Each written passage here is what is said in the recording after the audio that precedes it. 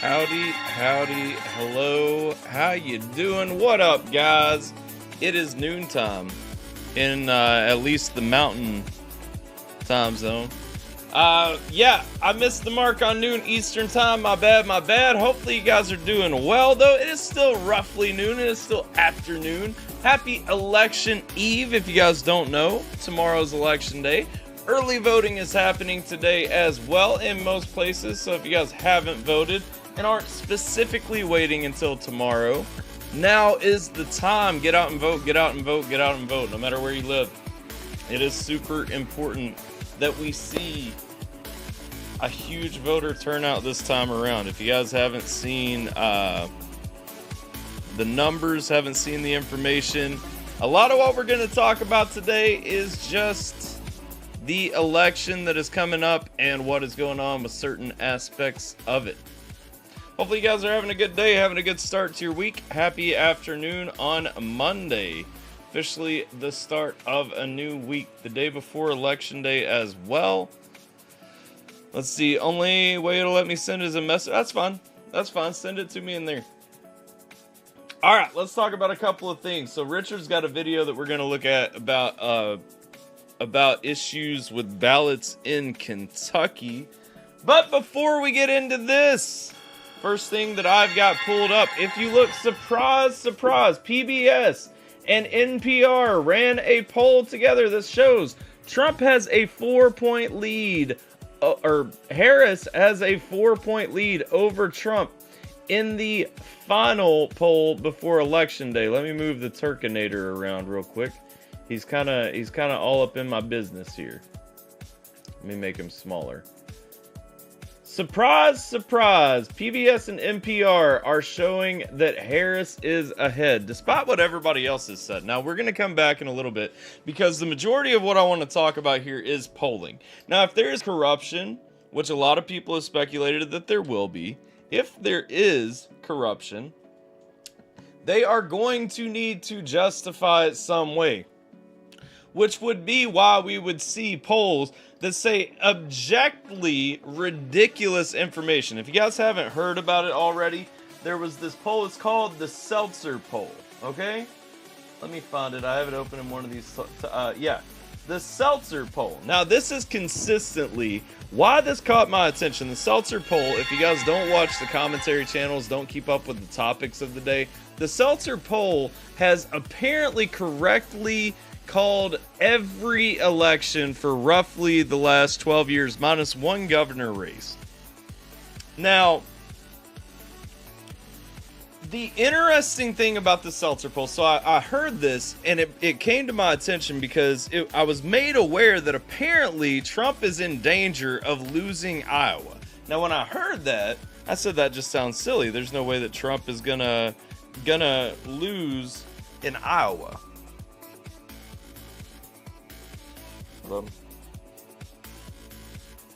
There's no way that Trump is going to lose in Iowa. And so when this came up, I started looking into the polls to see what was going on with the Iowa polls that would indicate that Trump was losing Iowa. And when I did, it's one poll. So every poll that has been done up until this point through the entire election cycle, including the most recent ones as of today, still show Trump winning in Iowa, except this newest Seltzer poll, which apparently gets credibility because it has been consistent. So I looked into this. I'm looking at Iowa 2024 presidential election polls.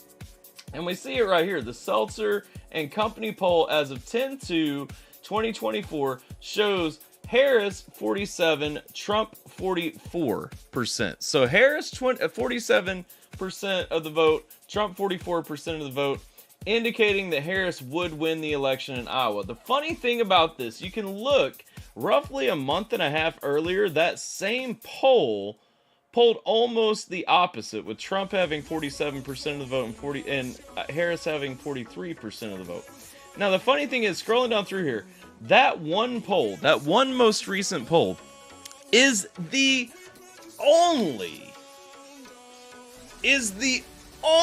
indication that the world has right now that Iowa could possibly go to Trump. Now, the thing about that, where that becomes weird, why that becomes weird, what is really concerning and shocking to me about that is we're getting into all this. We've seen ballot boxes set on fire. We've seen talk about whether or not the election is going to be tampered with. We've seen whether or not machines are going to be messed with, people's individual votes are going to be messed with. And then we've seen things like what Richard has told me about, which we'll be talking about here in a little bit, even in places like Kentucky, where there's talk about potential issues with how the machines are giving you the voting ballots, giving you the information when you are going in to vote. So it's just interesting to me when you look at all these polls, there's all this conversation. First of all, we have the NPR and PBS poll, which shows that Harris has a 4-point lead. I believe this is nationally over Trump, despite the fact that everybody has been saying Trump has a chance of winning the popular vote right now. We have this information. We also have the polling information, which definitely has consistently shown that Trump is going to carry Iowa until this most recent poll, which just has a drastic departure from what's been given in the past. Now, wrapping up on polls, we do see, looking at the actual polls across the board, this is shaping up roughly the way that I told you guys last week when I was going through the Electoral College what I expected. We can see Pennsylvania is even, Nevada is even, Wisconsin is up for Democrats, Michigan is up for Democrats, albeit slightly on both, and North Carolina and Georgia are both up for Republicans. If this is accurate, if this is still how it plays out, we go back to what I mentioned last week, would be my expectation that Georgia would be a red state, North Carolina would be a red state, Arizona seems like it's going to be a red state. That just seems like that's where this goes. Wisconsin and Michigan will both be blue states. I still believe that Nevada is going to end up being a blue state.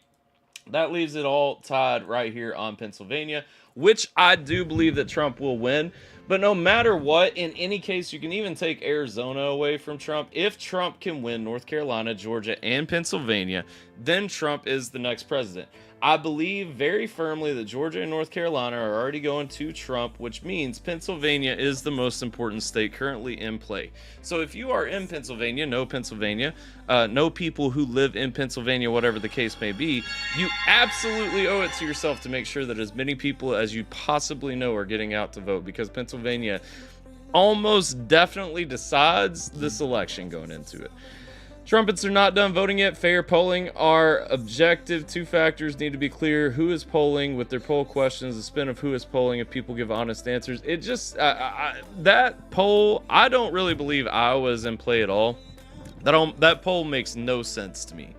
If we have independent voters, everyone isn't counted yet. Well, no, so that does factor in independent voters. Usually they make an attempt to get a sample from independent voters as well. So there is a portion of independent voters that are included in the sample represented by those polls, supposedly. Again, we don't know what is going on with their polls necessarily. Let's see. May come into play big time. Oh, absolutely. So really, my whole purpose of going live today, because I actually debated whether or not we were going to do this show. I did not actually come live with an intention of doing or saying anything besides what I've already said about the polls, about the Electoral College map, and encouraging everyone, if you have not voted, to please go vote. Vote early. Vote today, so that if there's an issue at your polling place, so that tomorrow the excuse for not letting you vote isn't that the machines were down or something to that effect. It's absolutely ridiculous to see how close this is getting. It's absolutely ridiculous to see the pushback, the basically all the stuff swarming this right now. To me, common sense wins out. I look at Kamala Harris and I see absolutely no way that anybody with even an inkling of rational thought could justify a vote for that woman. But people disagree, and that's fine. That's part of the political process.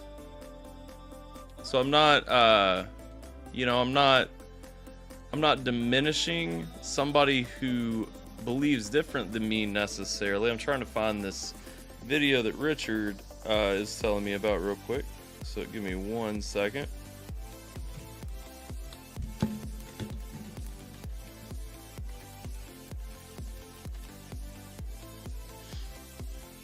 Let's see.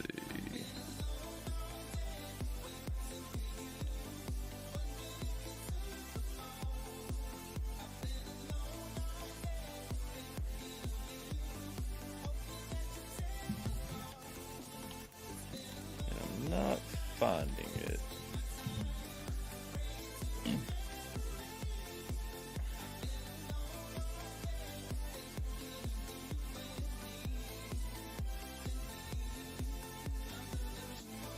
Yeah, I'm not able to find it, Richard.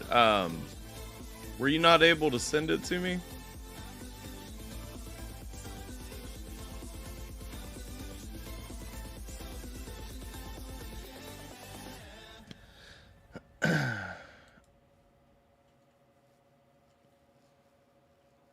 Hold on 1 second.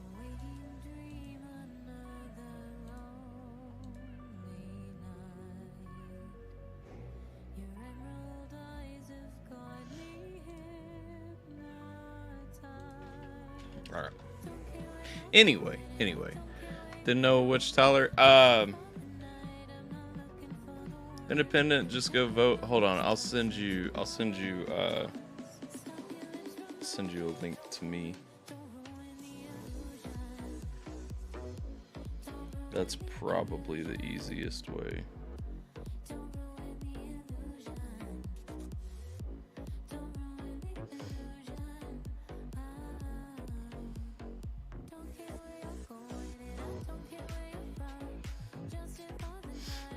All right, there we go. May have sent it to the wrong one. Maybe. Vote early and often, absolutely. Without polling, how do they tell? I think polling is important. I think it's a good indicator of what's going on. The problem is, I think it can make people feel complacent sometimes. And the bottom line in this election, the last thing that we can do is have voters feel complacent. It doesn't matter who you support.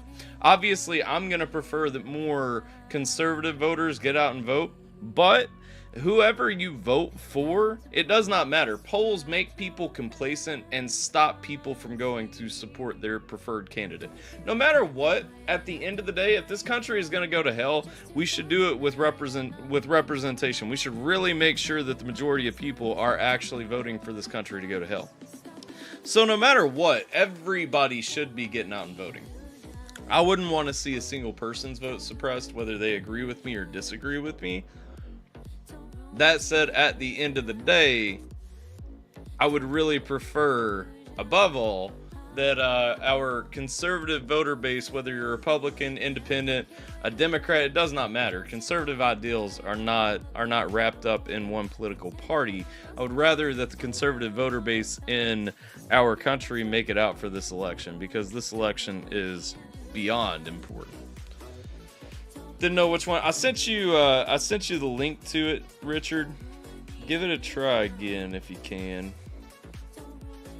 Let's see if it comes through now.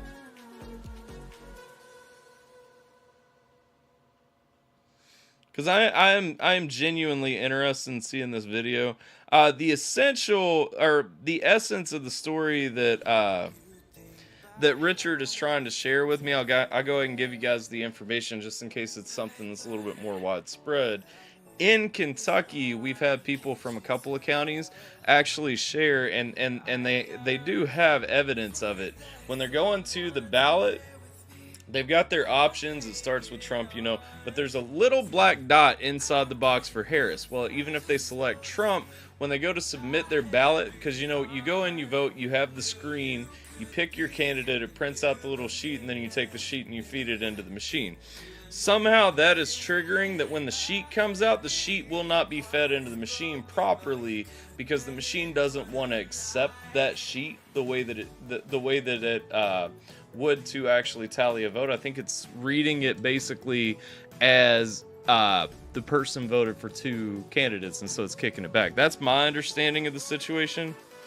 I think I might have it now because it thinks you picked 2. Exactly. So I did not have that issue, which I always double, triple, quadruple check all of my stuff anyway.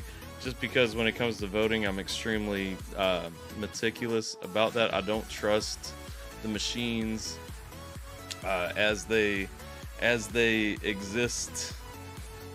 Let's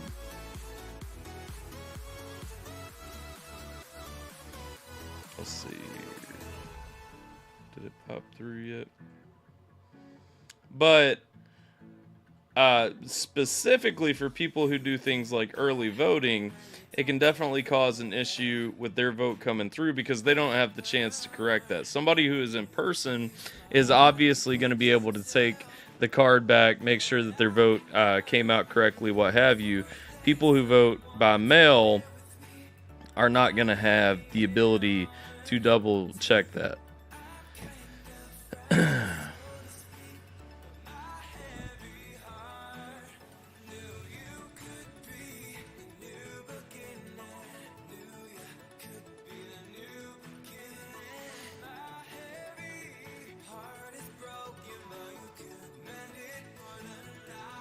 Let's see. I thought I had seen something pop up, but it does not look like I did.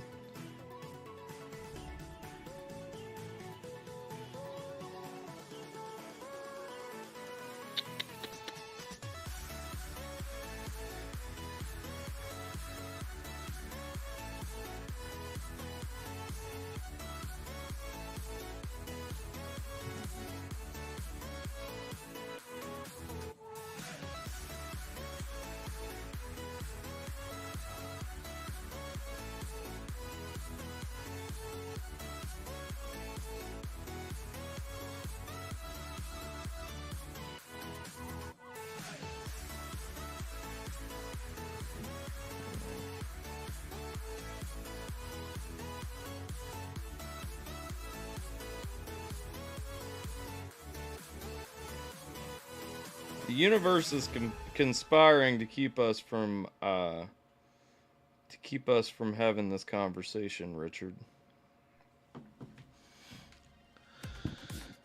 Let me see.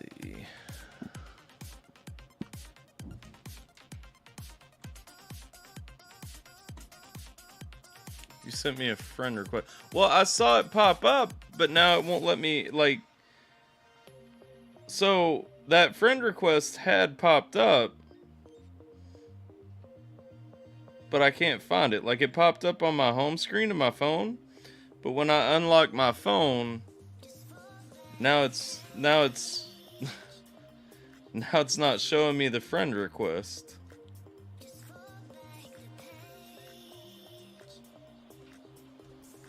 Let me see. Give me 1 second. We will get to the bottom of this. I want to see this.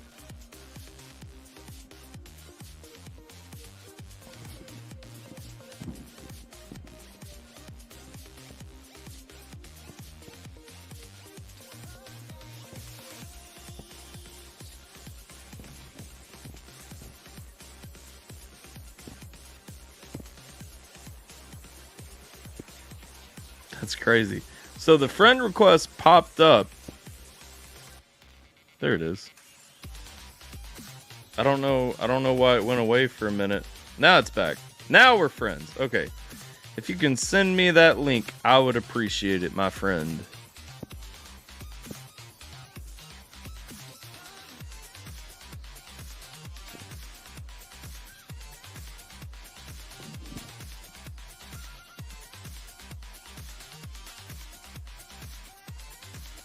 There we go. There we go. Call me Red, do away with the asterisk. How you doing, Red? Welcome, welcome, welcome. Doing good, taking a break from Rocket League. I feel that. Let's go.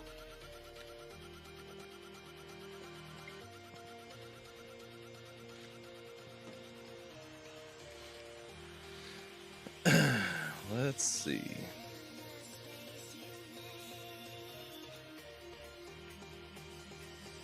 Here it is. Here is the video that we have been trying to track down. So, pause. So, apparently what we are looking at here is going to be election fraud, potentially. Obviously, we don't know for sure, but it is a questionable circumstance that has been noticed in Kentucky. So let's see this one. So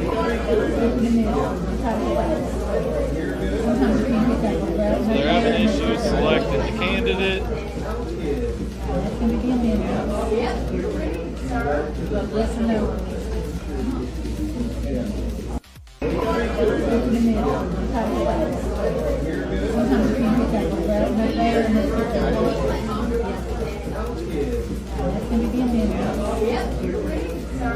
So I'm not seeing, in this one, I'm not seeing the little dot inside the box. But, so that video I had seen. What do you guys have, Fireman? You said you don't have the computers. Are you guys still doing paper ballots across the board? That video I have seen. That's actually really interesting to me. I've seen that one actually happen across a few different states. I've seen people kind of reporting that when they tap Trump, it'll switch. The one that I was looking at was the one that that Richard was talking about earlier, where it actually it has the little dot inside the box for Kamala, and so it when it prints, it gives you both of them and triggers the second scanner. So the way that ours, so you guys fill out a paper ballot and then put it into the scanner. Okay, so you guys are still using Scantrons. That's interesting. Not sure what you have in Texas. Okay. So the way ours work, you go in, they give you a blank slip of paper. It looks like a Scantron sheet. It's about that wide, about a foot long or so. And so you take that, you feed it into the computer, you make your selections, then you submit the selections. It asks you if you're positive that all your selections were true. It gives you a little review page so that you can look over all your answers. Then it prints that sheet back out, but it prints them with the names on it specifically, and then you feed it into another machine that actually tallies your vote. So basically, it's a Scantron, but it prepares the Scantron for you. What I always do, what I tell Sierra to do, what I tell everybody around me to do, is to make sure, number one, obviously, make sure that all your selections are accurate as you're continuing on the computer. But then when it prints it out, or when it goes to the review page, I always review it. And personally, I always click that I want to edit my selections so that I can go back and make sure that when I go back, all of my selections are still the same. And then I continue, then I print the sheet, then I look over the sheet to make sure that the sheet is accurate, and then I feed it into the machine with an accurate, good vote that I intended to cast.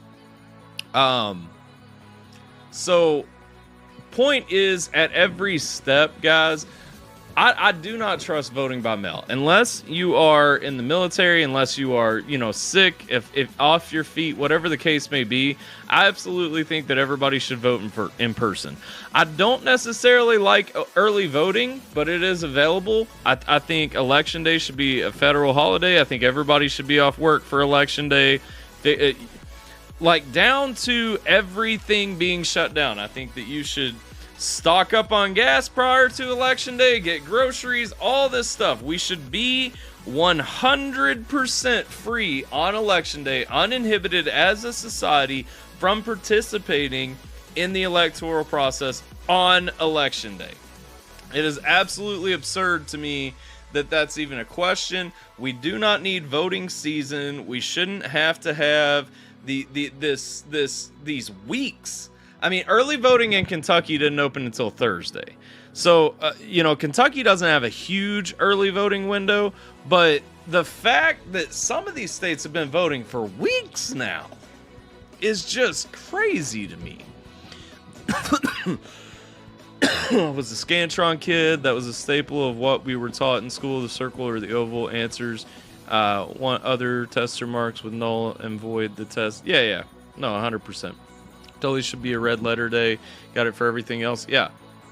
Mississippi doesn't allow early voting, only absentee or if you are a resident living outside the state. I think that should be the case everywhere. What is the deal with early voting? Why not vote one day and keep it on that? Exactly. It should be election day. We have created election season in this country, and it's absolutely ridiculous. But we have early voting regardless. We have early voting, and so we have to operate with early voting to the extent that it exists. You know, COVID brought that about. It permeated it. People got really comfortable with it. That became a thing. Like I said, I did not come with a whole lot to talk about today except for the election. My hope is that everybody is planning on getting out and voting unless they just can't. You know, for you know, legal reasons, whatever the case may be.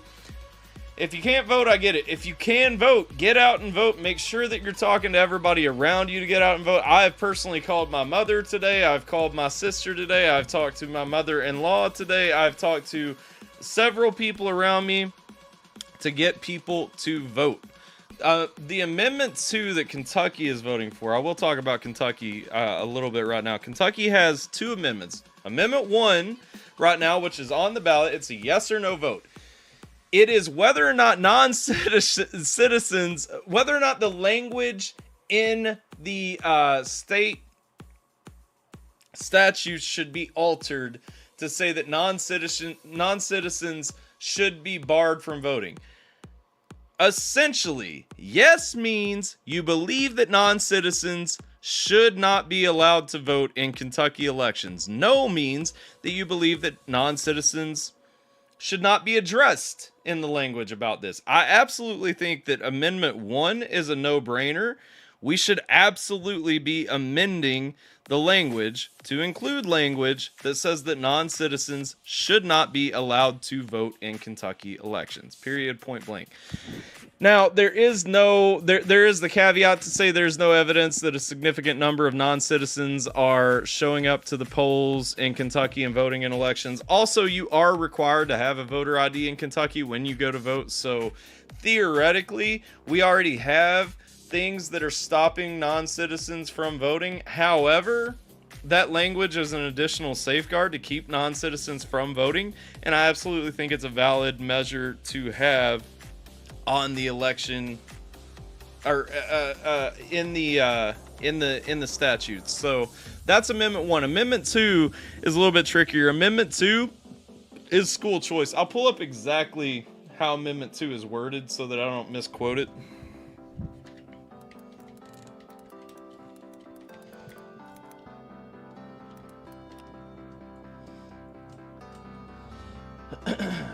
So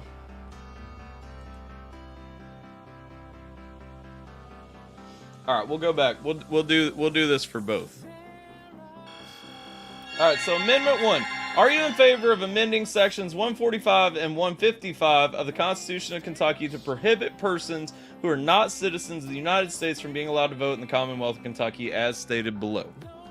It is proposed that Section 145 of the Constitution be amended to read as follows. Every citizen of the United States of the age of 18 who has resided in the state 1 year and in the county 6 months in the precinct in which he or she offers to vote 60 days next preceding the election shall be a voter in said precinct and not elsewhere. No person who is not a citizen of the United States shall be allowed to vote in this state.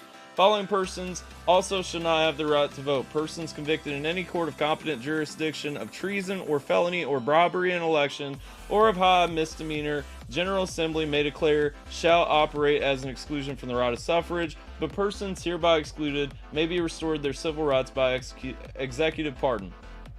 Persons who at the time of election are in confinement under the judgment of the court or for some penal offense, idiots and insane persons. It is proposed that Section 155 of the Constitution be amended to read as follows.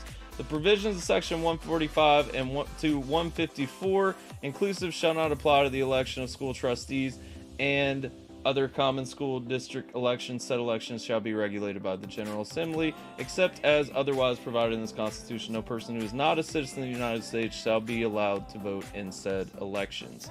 So, again, that one's pretty straightforward to me. Not non-citizens being pulled away. The second one, let's see. You see, they are trying to get felons to be able to vote in Mississippi. I feel like there should be a rehabilitation process for felons to be restored voter rights if they're non-violent felons. Just like I feel like they should be able to be restored rights to own firearms and such. Constitutional Amendment 2. To give parents choices in educational opportunities for children, are you in favor of enabling the General Assembly to provide financial support for the education costs of students in kindergarten through 12th grade who are outside the system of common public schools by amending the Constitution of Kentucky as stated below? It is proposed that a new section be added to the Constitution of Kentucky to read as follows. General Assembly may provide financial support for education of students outside the system of common schools. General Assembly may exercise this authority by law, section 59, 60, 171, blah, blah, blah, this Constitution notwithstanding.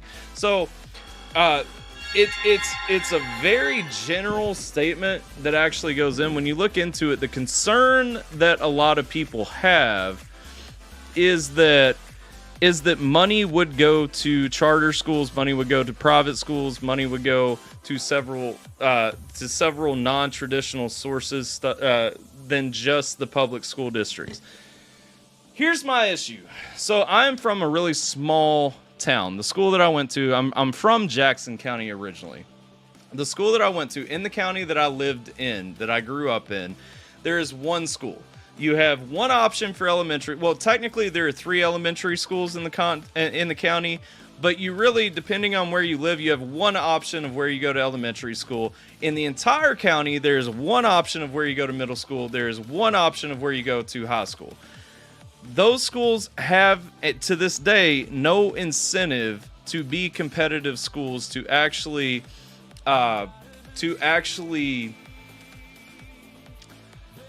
it's the only school that you can go to. There's no incentive for them to be a better school. There's no incentive for them to teach better. There's no incentive for them to provide more opportunities for students, so on and so forth, outside of things that are available to the entire state. Personally, I like the option of school choice. I like seeing parents in the county that I'm initially from being able to choose, if that school is failing their child, to either take them to another school inside the district or to take them to a private school with funding for that private school. The thing is, our tax money is meant, the taxes that we pay that goes to schools is meant to enable our children. The bottom line is, if I have a child who is in school, the taxes that I pay are theoretically providing for my child to go to school and for my child's needs to be met while they're in school. Personally, the reason I vote yes to that and support that, students in districts like the school that I grew up in should absolutely, I should not have to send my child to a terrible school. I should not absolutely have to send my child to X school without some provision being made. If I choose to send them to a private school, those taxes should be redirected to follow my child instead of just blanket going to this public school because this is the public school in my district. And so when it comes to school choice, I think that it forces schools to become more competitive, to become better schools, to perform better, to incentivize parents to send their children to that school. Because of course we all understand that the state is going to disperse the taxes that they receive for education funding. They're going to disperse that based on the school population.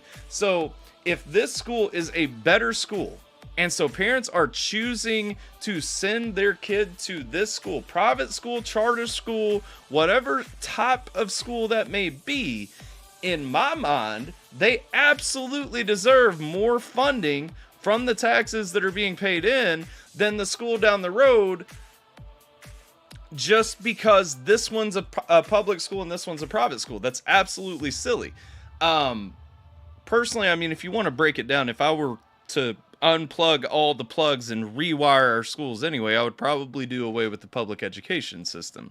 So, I'm not saying that everybody should align with me on this. I'm not even trying to win over votes 100%. If you don't support that, don't vote for it, vote against it. I respect. I think Richard said that he was not going to vote for that. He was going to vote no for that. I respect that. It's absolutely a valid view, because if you support public schools and you support the current funding system, then absolutely stand on that. I have no issue with people voting their way, but that is my stance on it and why I voted yes on it, because personally, I do believe that schools should be incentivized to perform better. Now, there's the argument to be made that public schools are free, more students go to public schools. Public schools still have to provide meals, and especially when you look at poorer, lower income families, they are probably sending their kids to public schools, and that may be the only meal that they're eating in the day, so on and so forth. And that's a completely valid argument to say that those public schools still need sufficient funding to provide for those low income students. Absolutely. I don't want to see kids going hungry or anything like that. But personally, I support school choice. I support the funding following where the students are going to. So let's see. Hated the school I was forced to go to because of the way schools run in Mississippi. The classes was not normal ones. Never learned anything from them. Right. Feeling there's nobody to vote for means you are using emotion and not logic, or because you aren't allowed to vote because there are arguments on both sides for who to vote for. What are you talking about? What do you mean? I don't see in the chat where anybody mentioned feeling that way, but I may have missed it. I don't feel that way. Personally, I believe that everybody should vote. I believe that everybody should educate themselves on the issues that are at hand, on the candidates that are running, and should vote their values, even if their values are different than mine. I don't think that Kamala Harris supporters should stay home on election day. I believe that everybody should be involved in the democratic process. And I'll tell you this too, I would have fewer complaints after election day. I would have next to no complaints if 100% of the registered voters in this country went out and voted and my side lost. I would have no issue, because that tells me that the country is going in a different direction than me. That is the system that we have set up. That's fine.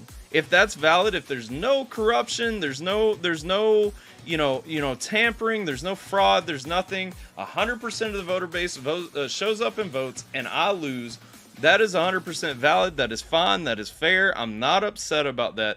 The problem is we run elections on such a small percentage of the voter base anyway, and people are just so content to say, well, my vote doesn't matter. My vote doesn't matter. Your vote absolutely matters. Even if you look at the Electoral College, I know that somebody brought this up in the Discord last week, and it was a good conversation but we didn't get to go deep into the Electoral College.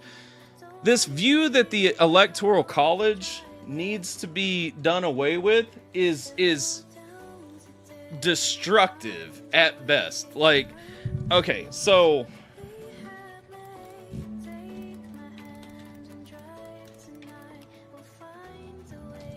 the thing is, if you look at the Electoral College map, I just want to pull it up. So points are divided. I get it. Most people understand this. This is a really elementary explanation that nobody probably really needs, but I'm going to give it anyway.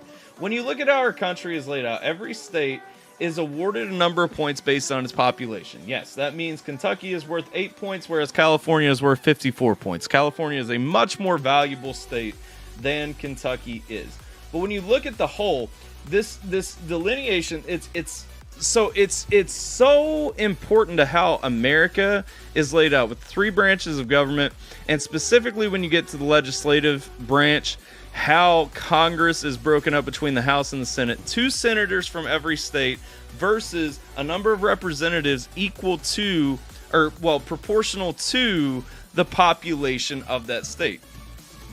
The House of Representatives is meant to give individuals in the states, the American people, the population, a more direct 1-to-1 ratio, or closer to a 1-to-1 ratio for their vote to matter, so that the representatives in your state are very reflective of their population.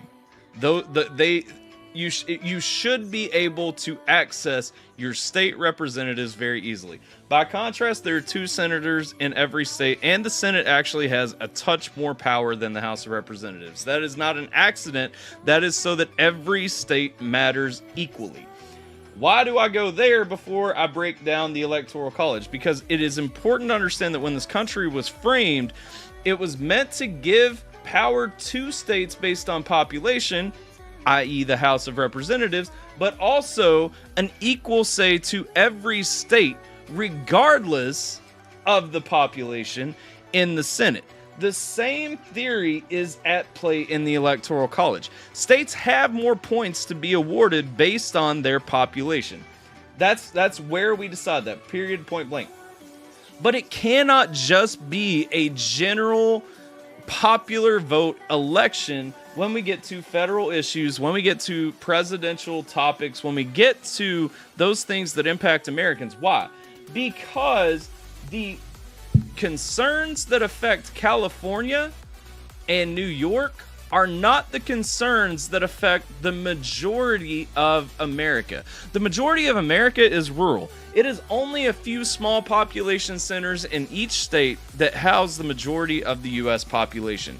And while those people are important, those people are not your farmers. Those people are not your people who are generally making all of the goods that are consumed by the rest of America. The people who make things, the people who produce, the people who make it possible for the system of life that we have to exist, live in this vast rural expanse, which is the majority of America.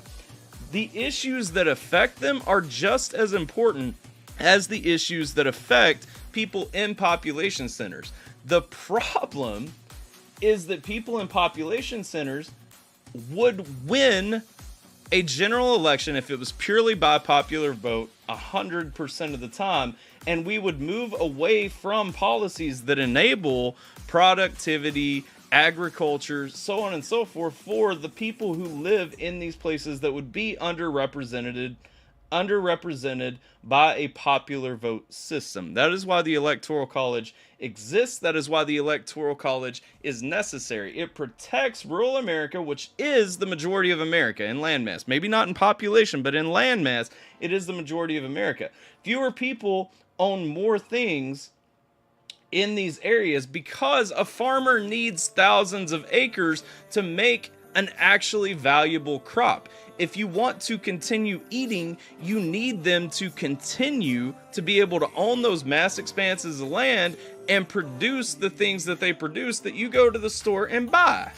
So we can't do away with the Electoral College and have a handful of population centers across America decide who is going to be the president every time, unless we want to see farmers pushed out of being able to make a profit doing what they do. It's ridiculous. So please, if you don't understand the Electoral College, please educate yourself on the Electoral College. Do not pay attention. The only reason this is a narrative in America is because the Democratic Party has made, and I don't often like to single out one party as the bad guy in this situation, but the Democratic Party is typically where you are going to hear the cries for getting rid of the Electoral College system. And the fact is, the Democratic Party wants the Electoral College system to be disbanded because they know that they would win more presidential elections if there were no Electoral College. They win the popular vote more consistently. However, that does not mean that America wants or needs more progressive policies moving forward. So understand that it is 100%, it is not about representing your vote more. It is about winning more elections for them because they are playing for the home team and they are trying to rally support for the home team. So when you take that stance and you parrot that stance, you really become a part of the problem as a result. And it's unfortunate that so many people take the bait and actually pay attention to that stance when that is an indefensible stance. The Electoral College is one of the few protections that we actually have as rural Americans. And as somebody who grew up in rural America, it's one of those protections that I would be very sad to see go away, because I personally feel as though my vote is as valuable as somebody from, you know, San Francisco. The Electoral College makes sure that it actually is. They feel there's no one to vote for, but can't vote anyway. Well, if you're a felon, you're not able to vote. Without it, rural people would have no say. I still laugh every time I think of Tyler getting mad that everyone makes him defend Trump because he is a libertarian. Yeah, I had this conversation with somebody on Facebook the other day. The fact is, the left in America makes me defend Trump. I have no desire to defend Trump. I do not like Donald Trump. That said, I have to vote for Donald Trump in this election because I cannot. The bottom line is Trump has to win the popular vote in this election.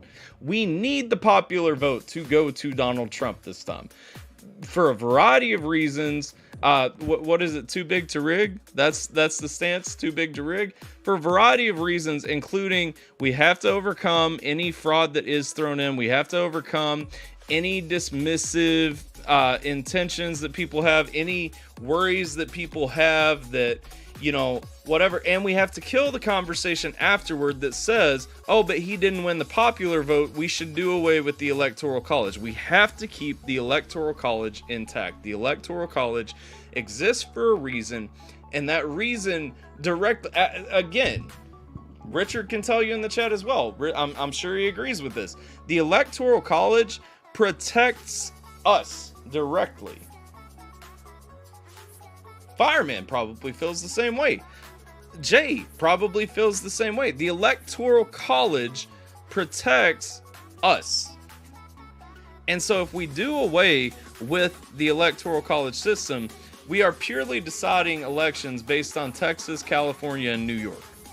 And that's not going to reflect the majority of America, period. Voting for the best person, regardless if I'm a Republican or a Democrat. I'm a registered libertarian, and I'm very adamantly a libertarian. Personally, libertarianism is my views. It is my beliefs. I support libertarian ideals. In this election, I'm voting for the person who best represents that, and it is not Chase Oliver, unfortunately. Chase Oliver is not the libertarian candidate that we should have had. Donald Trump is the closest to ideals that I would want to see come forth. And especially, I'll tell you this, I'm very impressed. The more I watch JD Vance, I've been watching a series of interviews that JD Vance has done, because he's done a bunch of them. Theo Vaughn, Joe Rogan, not even those though. I don't even know some of the other people's names because it's the first time I've seen their streams. But JD Vance is an extremely impressive guy, and when you really see him talk, JD Vance is a very what's the word I'm looking for? He's not. I assumed that he was a shill of the Republican Party when I first heard his name when he was chosen to be the vice presidential candidate, and so I didn't know a whole lot about him. I feel like he very much aligns with me more than he aligns with most Republicans. I like Vance a lot. He did better with Rogan than Trump. Oh, absolutely. The episode with Vance was way better than the one with Trump. Look into it more. The first people to start talking disband the Electoral College was Bernie Sanders and the Fascist Party. Well, 100%. I said the Democratic Party. It's not because of the Democratic Party. It's because of progressives. Progressives are the ones who want to destroy the Electoral College. It's that extreme progressive arm inside the Democratic Party that benefits the most. And here's why. Because progressivism, i.e. the ways of the future, is increasingly popular with young people. That is why you see states like California gain so much traction. That's why you see so many population centers in California, and you see California vote consistently so blue, is because these people come together and they herald these progressive ideals that move us forward. Those same people, though, are going to Starbucks every morning, getting a latte, you know, hanging out on the veranda at the beach, and they have no idea what season to even plant tomatoes. And so when, you know, they don't even understand that there are multiple growing seasons in a year. And so those people control the popular vote in this country. Those people are the ones who propel what that popular vote would look like if the electoral college system was disbanded. Those are people like AOC, Ilhan Omar, so on and so forth. The progressive element of the Democratic Party really wants to see the electoral college disbanded so that the popular vote takes over, so that they have a better chance of winning more elections, but also moving in more progressive directions. The reason the electoral college system is so important is the exact opposite. Their lives are completely different than the people who produce the things that they consume on a daily basis, i.e. the farmers in rural America. If we are moving in a more progressive direction, we are moving away from systems and policies which sustain being able to go to a grocery store and purchase something, because the farmers are incapable of holding on to what they need and meeting regulations and requirements to produce the things that we do consume. You should see the video on YouTube that the Cartier family posted. I've been watching a lot of stuff about the current election cycle. I'm not sure which one specifically you're talking about, but I'll definitely check it out. But that said, this was intentionally a short one because I do have to wrap up. It's time to go get the kid from school. So we'll leave it off right there. If you have not voted, please go vote. Try to go vote today, but definitely vote tomorrow. If you cannot or have not voted today, we have got to get the vote out, and do not let the people around you simply sit at home. We have to go vote. We have to make sure that the people around us are going and voting 100%. It's cliche as hell to keep saying it, but this is the most important election of our lifetime. I will be live this evening, yes. It is November, so spooky season is over. I'm going to go back and finish Arkham Origins before we figure out where to go next. But yes, I will be live roughly 5. I will be live this evening. We'll be back at it. We can talk more. And don't forget, to anybody interested, the traditional election not stream will be up tomorrow. If you want to jump in with your opinions, whatever your opinions may be, you can join in the conversation with us. We'll be live until there's a decision, unless there's not a decision tomorrow night, in which case we won't be live until there is a decision. But we will be live every night until there is a decision. So who knows? Tomorrow will be at least the first of the election not streams. And it'll go pretty late. And I'm sure that at some point we'll be tipsy and tee-heeing and ha-ha, and it'll just be a train wreck. But come by, hang out, speak your piece, and also come with your prediction. I'm throwing it up one more time. My prediction of the final electoral college map is right here. 281 to Trump, to 257 Kamala. Screenshot it, put it in your memory banks. That's where I'm saying we finish this thing. Y'all bring your own. I would argue that with the popular vote, it's easier to get multiple party system. It is easier to get a multi-party system, absolutely. The electoral college still enables multiple parties. We have multiple parties in America. I mean, the fact is, it's been several years since there was just a Republican and a Democrat on the ticket. You're not wrong that a multi-party system is easier with a pure popular vote, just like that a multi-party system is easier to gain traction with a coalition government. And there are pros and cons to each. There's certainly pros to having a coalition government, but that is not the system that we have in America, and I don't know that I would want to see America implement a coalition government. Prediction is that people will be surprised at the outcome. Vote God and pray you make the best choice. Absolutely, be in prayer over your vote. But I appreciate you guys. Like, share, subscribe, follow, all those good things, and we'll catch you guys next time.